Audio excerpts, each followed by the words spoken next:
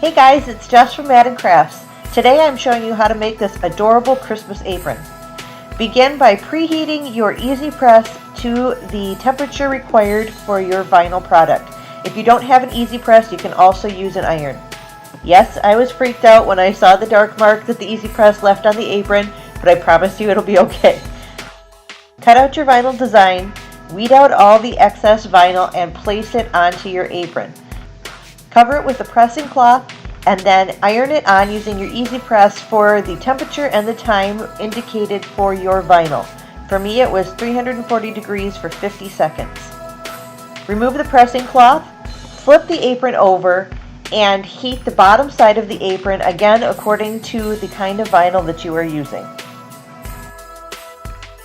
My vinyl was a cool peel vinyl, so I needed to let it fully cool down before I tried to peel away the plastic backing of the vinyl. You can see that after the apron cooled down, that scary dark spot went away as well.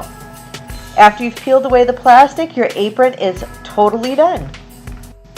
Please give this video a thumbs up if you learned something new. Subscribe to my channel if you aren't already. Hit the notification bell so you don't miss any of my new content. Visit me on my blog, maddencrafts.com, and thanks so much for watching. Bye!